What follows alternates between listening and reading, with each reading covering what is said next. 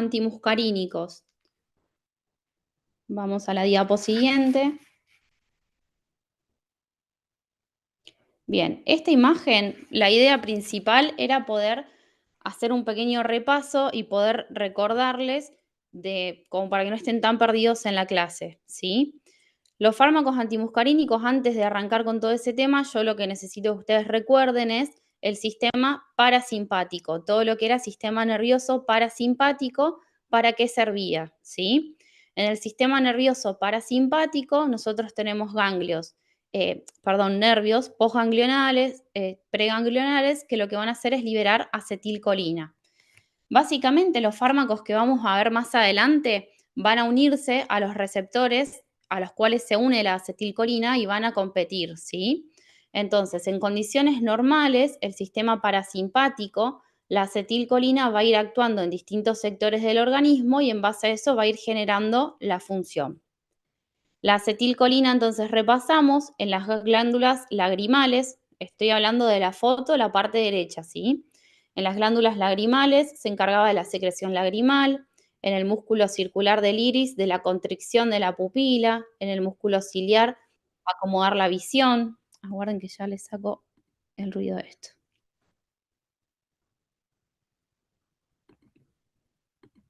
Bien, en las glándulas salivales se encargaba de abundante secreción saliva. A nivel del corazón, en vez de estimularlo, lo que va a hacer es deprimirlo, ¿sí? Es cronotrópica negativa la acetilcolina, es decir, que disminuye la frecuencia cardíaca y el inotropismo y la contractilidad. A nivel de las vías aéreas, lo que provoca la acetilcolina era broncoconstricción, broncosecreción. A nivel gastrointestinal, aumento de la motilidad y el tono. En el páncreas, aumento de la secreción exócrina. En lo que es la vejiga, la acetilcolina favorecía la micción, disminuyendo la fuerza del esfínter y aumentando la contractilidad del músculo detrusor de la vejiga. En el recto también potenciaba la defecación y en el pene, junto con el óxido nítrico, formaban parte de lo que es principalmente, bueno, que ahí se me salió, el tema de la erección, ¿sí? Bien, si querés pasar de diapositiva.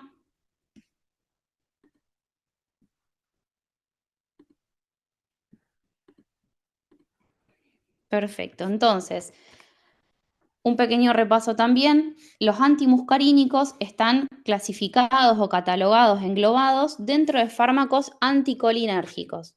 Los fármacos anticolinérgicos, recuerden que tienen los bloqueadores neuromusculares, que ya los bloqueantes musculares tuvieron una clase, tienen los antagonistas muscarínicos, que es la clase de hoy, y tienen los bloqueadores ganglionares. Básicamente, de los anticolinérgicos, los antagonistas muscarínicos actúan sobre receptores muscarínicos y los bloqueadores ganglionares actúan sobre receptores nicotínicos. Que la verdad que los fármacos bloqueadores ganglionares son muy pocos. Pregunta posiblemente del examen. Los receptores colinérgicos tenemos dos grupos, los receptores muscarínicos y los receptores nicotínicos. Estas son cosas que en teoría ya fueron dando en otros años, así que era para repasar. Los receptores colinérgicos del tipo muscarínicos, hay 5 tipos, pero los más comunes son el M1, M2 y M3. Pregunta de examen, entonces, ¿en dónde actúan los antagonistas muscarínicos? Va a ser en estos receptores muscarínicos, M1, M2 o M3. Los M1 principalmente se encuentran en el cerebro, los M2 en el corazón y los M3 en músculo liso y en las glándulas. ¿Hasta ahora tienen alguna pregunta? Si no, seguimos. Pasamos a la siguiente diapo. Bien, ahora sí, los antimuscarínicos, entonces también los vamos a llamar antagonistas muscarínicos, antagonistas colinérgicos o antagonistas parasimpáticos. Lo que dijimos entonces es que estos antagonistas muscarínicos van a competir con la acetilcolina, van a desplazar del receptor muscarínico a la acetilcolina para poder unirse a este receptor y así inhibirlo. Pasamos a la siguiente diapo. Los antimuscarínicos, pregunta de examen también, ¿cómo se van a clasificar? Según su origen, los vamos a clasificar en naturales, semisintéticos y sintéticos. Según su selectividad, los vamos a clasificar como selectivos o no selectivos. Hay un solo fármaco que es selectivo, que lo vamos a ver más adelante. ¿De qué va a depender la selectividad o no? Que cuando yo le doy el fármaco al paciente, estoy buscando bloquear, por ejemplo, un receptor M2, pero en realidad va a bloquear todos los receptores M, entonces así es como genera los efectos adversos. No sé si me explico. Le va a dar un fármaco que no solo va a bloquear quizás el receptor M del corazón, sino que todos los del cuerpo, entonces voy a lograr mi efecto a nivel cardíaco, pero voy a tener efectos adversos porque va a actuar a nivel de las glándulas salivales, sudoríparas y demás. Profe, En cuanto a la estructura, sí, perdón, se cortó. Entonces los no selectivos son los que bloquean a todos los receptores M y los selectivos bloquean claro, específicamente exacto. al Selectivos cualquiera. van a ir, exacto, selectivos van específicos, seleccionando el receptor que sí o sí necesito bloquear. Los no selectivos van a bloquear todos, lamentablemente. ¿Sí? Bien, y en cuanto a la estructura química, también es importante, los vamos a clasificar como terciarios o cuaternarios. ¿En qué se diferencian unos de otros? La estructura terciaria lo que favorece es que atraviesen la barrera hematoencefálica. La estructura cuaternaria tienen un anillo que les impide atravesar la barrera hematoencefálica. Vamos a la siguiente diapositiva. Bien, vamos a ir de a poco leyendo esta diapo, así vamos entendiendo.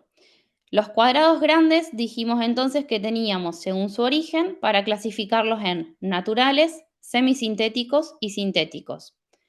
Dentro de los naturales, solamente hay dos fármacos, que son los más conocidos, la atropina y la escopolamina, y solamente tienen una estructura química terciaria, es decir, que estos fármacos atraviesan la barrera hematoencefálica.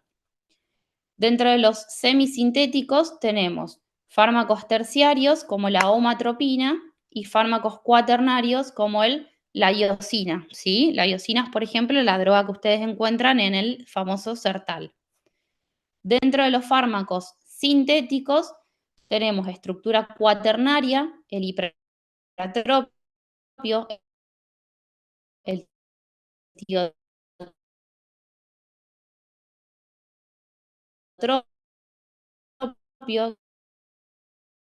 que son las famosas drogas que se usan de forma inhalatoria o en nebulizaciones para los pacientes asmáticos, EPOC, con broncoespasmo. Y dentro de los, ¿no? Dentro de los sintéticos se cortó. Sí, cuando estaban explicando sintético. Bien, lo que les decía entonces, Profe, se fármacos cortó a partir de hipratropio. sintéticos cuaternarios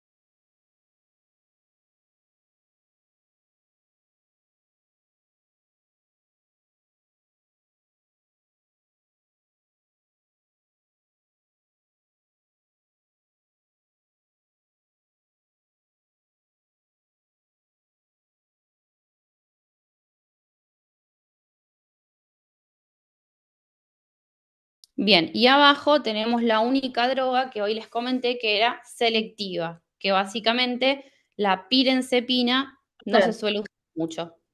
Ahí me escuchan. Perdón, recién ahora te empezamos a escuchar, pero hace unos minutos que estaba todo en silencio. Se Ok. cortó desde los sintéticos de estructura cuaternaria. Bien, los sintéticos de estructura cuaternaria, lo que les dije era el hipratropio, el tiotropio, entonces, para nebulizar o vía inhalatoria en pacientes EPOC, asmáticos, con broncoespasmo. ¿Ahí me escuchan bien? Sí, ahí se está escuchando. Sí, Ok. se escucha. De los sintéticos de estructura terciaria dijimos que teníamos la trimebutina, la pirenzepina o la tropicamida. La tropicamida se usa vía oftalmológica, ya vamos a ver algunos ejemplos más adelante. La trimebutina se usa mucho para lo que es los cólicos abdominales también. Y la pirenzepina es la única que es selectiva, ¿sí? Entonces, todas las otras drogas que hablamos hoy más temprano, si bien se dividen en que atraviesan la barrera hematoencefálica o no, son no selectivos. Es decir, que cuando ustedes den cualquiera de las otras drogas, van a causar un montón de efectos adversos porque no solo van a estar bloqueando el receptor del órgano o de la glándula que ustedes quieren, sino que van a estar bloqueando todos los receptores que quedan, que sean M1, M2 o M3. Pasamos a la diapositiva siguiente. Profe, Profe, una ¿podrías repetir los semisintéticos? Por Los favor. semisintéticos. Sí, yo no escuché. Dale, volvé para atrás. Los semisintéticos no hay mucho, chicos. Los terciarios, homatropina, que se usa también mucho para vía oftalmológica, y cuaternarios, el bromuro de iosina, que es el sertal, básicamente, que se utiliza para también cólicos abdominales, cólicos biliares. Ahora sí, pasamos a la siguiente diapo y vamos a hablar un poquitito de los principales. Los antimuscarínicos del tipo atropina. La atropina, repasamos, dijimos que era un fármaco de origen natural y que era de una estructura terciaria, es decir, que atraviesa la barrera hematoencefálica. Se metaboliza vía hepática, se elimina por vía renal y tiene una semivida más o menos de 4 horas. La atropina, al ser no selectiva, actúa en un montón de receptores causando muchísimos efectos. Entonces, la atropina, si la aplicamos como gotas oftálmicas, provoca una midriasis persistente, falta de respuesta a la luz y ciclopegía, que esto es la incapacidad de enfocar un poco la visión. Por lo general, la atropina la usan a veces cuando necesitan hacer algún tipo de cirugías oftalmológicas. No se recomienda utilizarla en pacientes que tengan glaucoma, porque saben que el glaucoma se caracteriza por una presión intraocular elevada, entonces la atropina también eleva más todavía el tema de la presión intraocular. En sí no se suele utilizar mucho en el ojo. Hay hoy en día otro tipo de drogas alternativas y la atropina va quedando cada vez más atrás. Atropina a nivel de las glándulas lo que va a provocar es disminución de las secreciones, tanto de glándulas salivales, sudoríparas y lagrimales. No se usa atropina específicamente para lograr este efecto, sino que va a ser un efecto adverso cuando yo lo aplico. Principalmente la atropina se usa mucho en lo que es cardiología. A nivel gastrointestinal se puede utilizar como antiespasmódico. En sí no afecta la producción del ácido clorhídrico, por lo que no se usa para úlceras pépticas, pero puede llegar a servir como antiespasmódico. Lo mismo que lo que hablábamos en el ojo, no se usa específicamente como antiespasmódico. Hoy en día hay otro tipo de drogas que se prefieren, ¿sí? Y esto, importante, pregunta de examen también, la atropina se usa como antídoto de agonistas colinérgicos. ¿Está? Entonces, ante una intoxicación por un paciente que tiene intoxicación con órganos fosforados o tiene una sobredosis con anticolinesterasas, se utiliza la atropina como antídoto. Bien, pasamos a la diapositiva siguiente. En el sistema urinario, la atropina reduce la hipermotilidad vesical, se utiliza mucho con los urólogos para disminuir la hipermotilidad vesical y así hacer que el paciente retenga un poco más el tema de la orina. Y ocasionalmente se puede utilizar para la enuresis infantil. La enuresis infantil son los niños que se orinan porque no tienen también una hipermotilidad vesical y tienen pérdida de fuerza en su esfínter. Entonces, se puede llegar a usar para la enuresis, pero hoy en día, como todos los otros órganos y glándulas, hay drogas un poco más específicas que usar atropina. La atropina, entonces, principalmente para lo que la íbamos a usar era para lo cardiológico. A nivel cardíaco, la atropina, el efecto que va a ir causando va a ser dependiente de su dosis. En dosis bajitas va a provocar bradicardia porque bloquea los receptores M1 de las neuronas situadas en la unión o presinápticas, lo que permite una mayor liberación de acetilcolina. A dosis un poco más altas se bloquean los receptores M2 situados en el nodo sinusal, sinoauricular. Entonces, a dosis un poco más altas aumenta la frecuencia cardíaca y ya en concentraciones tóxicas dilata los vasos cutáneos. Si quieren pasamos a la diapo siguiente. Bien, resumiendo entonces, usos terapéuticos de la atropina. La podíamos usar como antiespasmódico, como antisecretor en todas las glándulas. La podíamos ocasionar para que provoque bradicardia, para que provoque midriasis a nivel ocular o como antídoto agonista de los colinérgicos.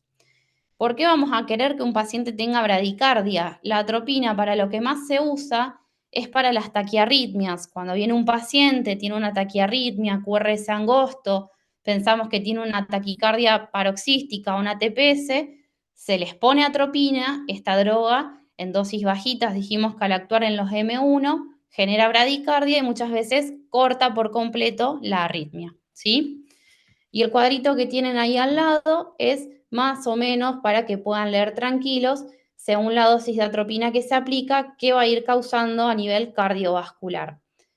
Sinceramente no es necesario que lo sepan, principalmente a grandes rasgos qué usos terapéuticos se le va a dar a la atropina y qué uso se le va a dar a nivel cardiovascular según qué receptor M va a bloquear. Eso sí es importante.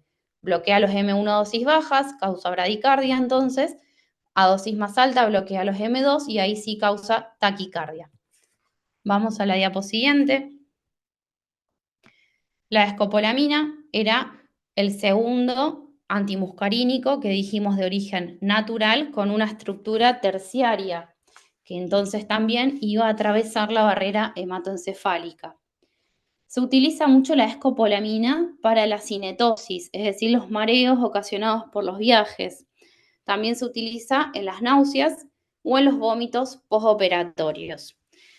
Como efecto, inusualmente puede provocar bloqueo de memoria a corto plazo y ya en dosis mucho más altas puede ocasionar sedación, excitación, euforia y por todo esto que ocasiona, hay un gran riesgo de que el paciente empiece a consumir en abuso la escopolamina. Es una droga que se tiene que controlar mucho por el riesgo de que los pacientes puedan quedar adictos a la misma. Dentro de la farmacocinética, su efecto comienza a los 15 o 20 minutos después de haberla administrado. Viene en forma de parches transdérmicos, principalmente para los pacientes que sufren cinetosis. En este caso empieza a hacer efecto en 4 horas. Se metaboliza vía hepática, se elimina vía renal y tiene una semivida de unas 8 horas. Pasamos a la siguiente. Bien. Otro tipo de antimuscarínicos que hablamos hoy era el ipratropio y el tiotropio. Dijimos que tenían un origen sintético, una estructura química cuaternaria. Estas drogas, entonces, como ya comentamos, están aprobadas como broncodilatadores para pacientes que tengan broncoespasmo, paciente con broncoespasmo por asma, por EPOC, por algún tipo de insuficiencia respiratoria, y se podían dar vía inhalatoria, pueden venir en gotas para ponerlo en un nebulizador y hacerlo vía nebulizador o vía inhalatoria en forma de puff. El ipratropio tiene una acción más corta, el tiotropio una acción más prolongada. La farmacocinética al ipratropio, su efecto aparece a los 15 o 30 minutos desde su inhalación y dura más o menos 4 a 5 horas y su semivida es de 2 horas. En cambio, el tiotropio, las semividas de hasta 5 o 6 días, por eso dijimos que eran de acción un poco más prolongada. y el efecto aparece a los 5 minutos. Es decir, que siempre preferimos usar el tiotropio en vez del hipratropio. Pasamos a la siguiente. Bien. Un pequeño resumen. Como vieron, entonces, los antimuscarínicos más importantes y los que más tienen que saber es copolamina y atropina. Los demás, obviamente, los leen para el examen, pero lo hablamos mucho menos. La iosina dijimos que era semisintético, de origen cuaternario, y se utiliza como antiespasmódico. Lo vamos a dar en pacientes con colon irritable, con un cólico biliar. Tiene una metabolización, hepática y se elimina de forma renal y por heces. Y una vida media de 6 a 10 horas.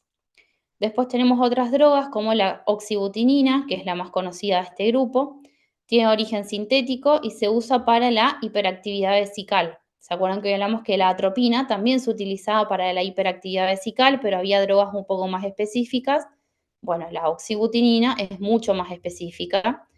Bloquea los receptores muscarínicos de la vejiga urinaria, reduce la presión intravesical, entonces aumenta la capacidad de la vejiga y reduce la frecuencia de sus contracciones. Así se tratan los pacientes principalmente con incontinencia. La tropicamida, dijimos hoy, vía principalmente oftalmológica. Vienen soluciones oftálmicas para producir midriasis y ciclopegía. La atropina entonces también lo causaba, pero como droga de preferencia en oftalmología se usan estas drogas. La tropicamida tiene un efecto durante 6 horas y el ciclopentolato dura 24 horas. Y como marca ahí, menos efectos adversos que la atropina, por eso se van a preferir en todo lo que sea necesidad de cirugías oftalmológicas y demás. Pasamos a la siguiente. Repasamos entonces acción farmacológica de los antimuscarínicos. Ahí la idea, lo que traté de ponerles como para que no se pierdan con la imagen es, en los cuadritos verdes, lo que va a pasar cuando actúa el antimuscarínico y en los cuadritos de la izquierda naranjas, lo que se produce normalmente, ¿sí? Entonces, a nivel ocular, los antimuscarínicos bloquean los receptores M3.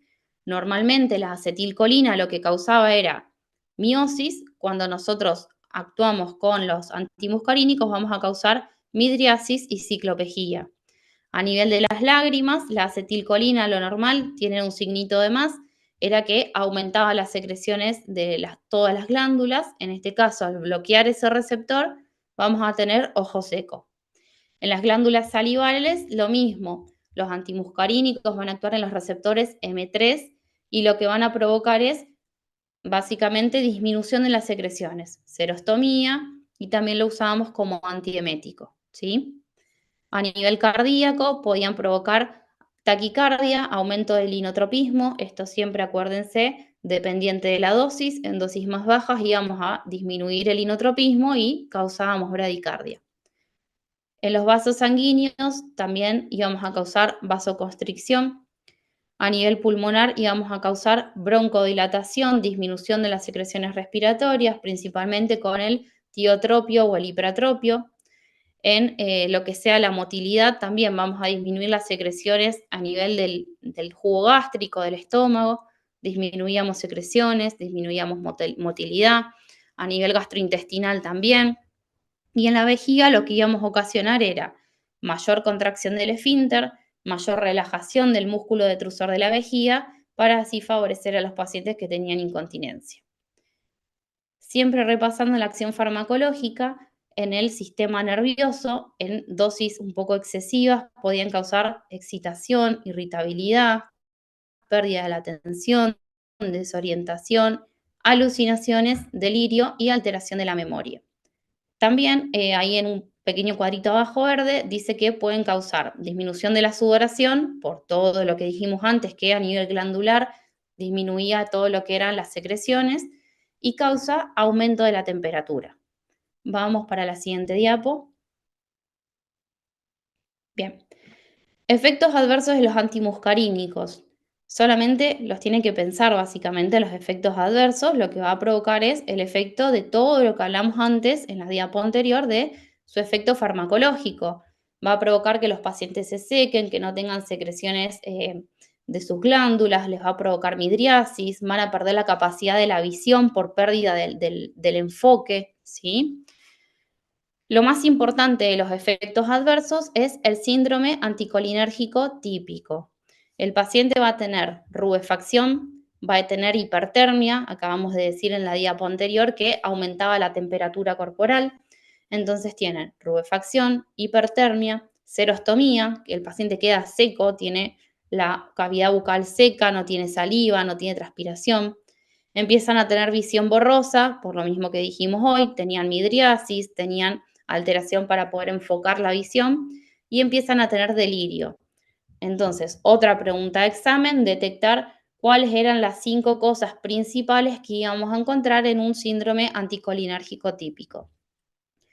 En este caso, cuando los pacientes consumen algún antimuscarínico, entonces en exceso, van a aparecer todos estos signos y síntomas y el paciente también va a tener taquicardia sinusal, la midriasis que ya la comentábamos, el delirio, pueden llegar a tener agitación, coma. De forma infrecuente pueden llegar a tener convulsiones o retención aguda de orina. Muchas veces puede pasar que tratamos de que el paciente no tenga incontinencia urinaria o quizás le damos un antimuscarínico por otra causa y principalmente en los ancianos es tanta la fuerza que empiezan a tener en su esfínter y tanta la disminución del músculo detrusor de la vejiga que los pacientes hacen una retención aguda de orina. Entonces, para detectar este síndrome anticolinérgico, hay una frase, un montón de imágenes en internet que las pueden ver, que dice que el paciente queda rojo como una remolacha, por eso tenía la rubefacción, seco como un hueso, porque no tenía más secreciones de ningún tipo de glándula, ciego como un murciélago, por el tema de la midriasis, caliente como el fuego y loco como una cabra. La mayoría de los casos de pacientes que están intoxicados con algún antimuscarínico se resuelven solos en menos de 24 horas, solamente con medidas de sostén. ¿Qué medidas de sostén? El paciente estaba seco, entonces le vamos a hidratar, mucha hidratación parenteral, le vamos a hacer un monitoreo cardiovascular por el riesgo de taquicardia y de riesgos de arritmias que pueda llegar a tener, y le vamos a proporcionar oxígeno en el caso de que lo necesite. En casos más severos, al paciente va a haber que, obviamente, plantearse hacerle carbón activado, un lavado gástrico. En situaciones muy críticas se puede llegar a plantear una diálisis para tratar de eliminar cuanto antes la droga del cuerpo. Acuérdense que había algunos antimuscarínicos que tenían semividas larguísimas, de días. Entonces, ahí en ese caso, según la severidad de los síntomas que el paciente presenta, se puede llegar a descontaminar. Lo mismo para pacientes que están con una intoxicación muy severa, viene un antídoto que es la fisostigmina. Vamos a la diapo siguiente. Bien, diagnósticos diferenciales del síndrome anticolinérgico. Lo vamos a tener que diferenciar de un síndrome serotoninérgico, de un síndrome neuroléptico maligno o de la hipertermia maligna que pasa a veces cuando tienen cierta alergia a algún tipo de anestésicos. En el síndrome anticolinérgico, entonces, suele producirse o presentar mejorías en realidad en las primeras 2 a 24 horas. El paciente va a estar hipertenso, con taquicardia, con taquipnea, con fiebre, que básicamente se comparte con todos los otros síndromes. Va a tener midriasis, fíjense que hay algunos de los síndromes que la tienen y otros que no.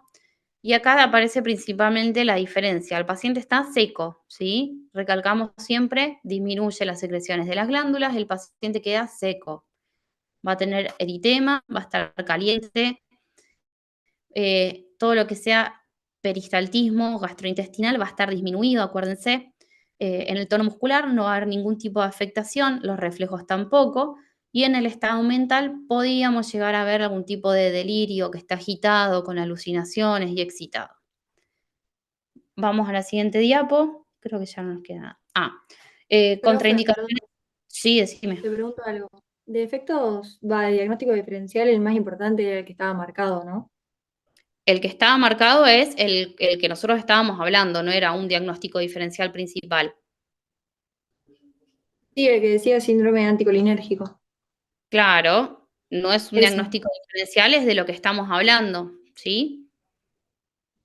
Una intoxicación por antimuscarínicos, dijimos que daba un síndrome anticolinérgico. Yo se los marqué para que ustedes en el cuadro encuentren el síndrome anticolinérgico y lo puedan comparar con los otros 3 diagnósticos diferenciales. Ah, claro, sí, ya entendí, gracias. Bien.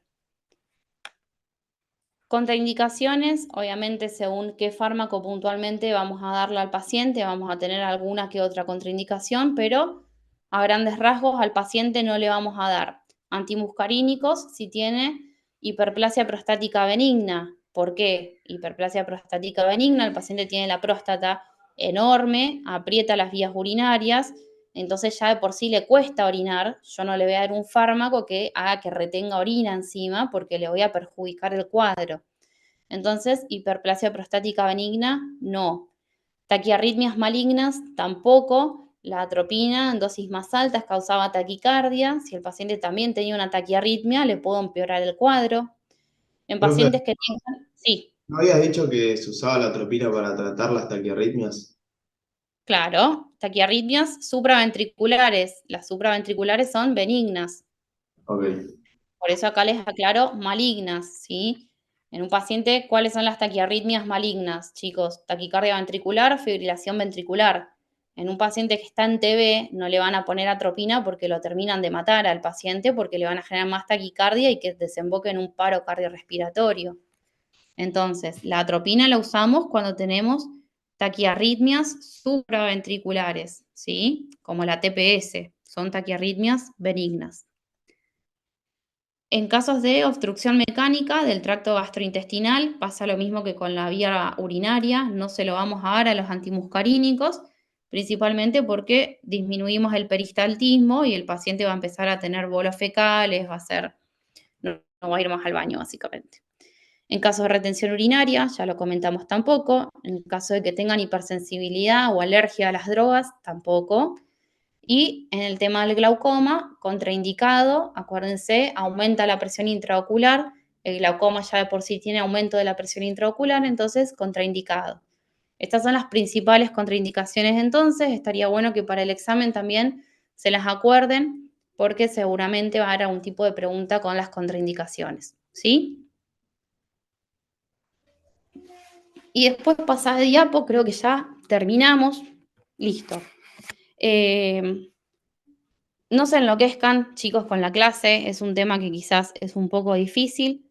Lo que más nos va a servir que ustedes entiendan entonces es dónde iban a actuar los antimuscarínicos, en qué tipo de receptores, a grandes rasgos qué iban a causar cuando bloqueábamos el parasimpático en todos estos receptores, ¿sí? Acuérdense de la midriasis, acuérdense que en las glándulas disminuye las secreciones, acuérdense que disminuye todo lo que era el peristaltismo gastrointestinal y entonces, más que nada nos vamos a enfocar en la atropina, en la escopolamina y en el síndrome anticolinérgico que podía suceder cuando el paciente se intoxicaba. ¿Estamos? Hagan hincapié principalmente en esas cositas que les acabo de decir para el examen, ¿dale? Profe, yo tengo una pregunta. Cuando hablamos de la oxibutinina, dijiste que se prefería esa en vez de cuál. La oxibutinina se prefiere siempre mejor que la atropina. Gracias. No, Profe, yo tengo una pregunta también. sí. La pirencepina dice que era el único selectivo. ¿Para qué receptor es el selectivo? M1, 2 o 3. No sé si es muy fino eso.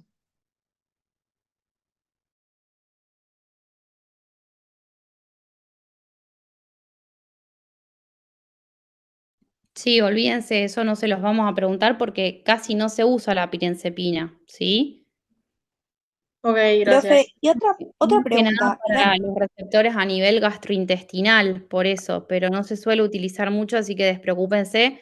Lo único que les podemos llegar a preguntar es cuál de los fármacos es selectivo o no selectivo y que figure la pirenzepina, pero no mucho más que eso. No vamos a ir tan fino porque por algo no dimos específicamente esa droga, no se preocupen. Profe, y una pregunta, ¿los muscarínicos no entran? La verdad habría que hablarlo con Ezequiel. A mí me pasó principalmente antimuscarínicos. Bueno, genial, gracias. No de nada. Creo que igual tienen un par de clases más que les tienen que dar Profe, todavía. Probablemente entren en esos temas que vienen. No, el tema es que el año pasado lo dieron juntos a los dos temas, em, y creo que ya la clase que queda, que es la última, es de otro tema. Por eso te Bien, preguntaba. ok. No, si no lo dimos hasta ahora, no creo que entre. Déjenme que lo aclare con Ezequiel para ver qué dice él. Pero yo por lo menos que tengo que hacer las preguntas de todo este tema, no vamos a hacer de muscarínicos. Perfecto, gracias. Profe, yo tenía esa pregunta también porque en el libro lo dan colinérgicos y anticolinérgicos y están muscarínicos y antimuscarínicos y acá enfocamos solo en antimuscarínicos. Creo que sería así. Claro, exacto. Dentro de los anticolinérgicos, los bloqueantes neuromusculares ya se los dio Ariel, me parece, la semana pasada. ¿Se Sí, acuerdan que en la clase? relajantes musculares, sí. Claro, bien. Entonces teníamos los anticolinérgicos, dijimos que teníamos esos, que ya se los dio Ariel, los antimuscarínicos que lo dieron conmigo, y los que quedaban eran los de receptores ganglionares, que actúan en los receptores nicotínicos, que casi no se usan, no son muy frecuentes, entonces no nos vamos a estar enfocando en eso. Estaría bueno que ustedes, para conocimiento propio, obviamente lo lean del libro, ¿sí? O sea, cuando lean el capítulo, enfóquense en todo el grupo de anticolinérgicos, porque los fuimos dando todos por separado. Gracias. Profe, una pregunta acerca del examen. ¿Sería múltiple choice solamente o hay preguntas abiertas? No, en realidad nosotros lo que nos pidieron es múltiple choice, ¿sí? Ok, gracias. Más o menos 5 o 6 preguntitas de cada clase, después se enfocarán en las clases que sean un poco más intensivas. Yo le di, por ejemplo, los tipos de fármacos, cómo venían en comprimidos y eso, no vamos a hacer 6 preguntas de eso porque no hay tanto para preguntar. Pero la idea son preguntas múltiples choice, 3 o 4 opciones de una sola opción correcta. ¿Y cuántas preguntas son? No, eso no sabría decirte porque no lo terminaron de armar. Ah, bueno. Bien, fíjense que también van a tener clases, no sé si ya las dieron, de Parkinson y Alzheimer. Sí, yo Sí, no esas las estuve. tuvimos. Bien, perfecto. Ahí también tienen drogas que actúan todas en el sistema nervioso y son todas de todo este grupo que estábamos hablando hoy, ¿sí? Lo que tratamos fue como de dividirlos un poco más en temas.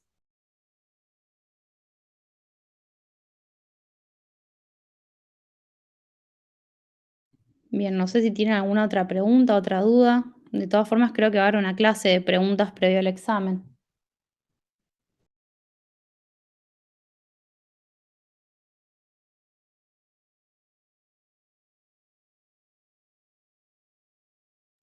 Creo que nada más, profe, gracias. Bueno, chicos, nos vamos a estar viendo. Estudien, pero tranqui, dale. Chao, Cualquier gracias.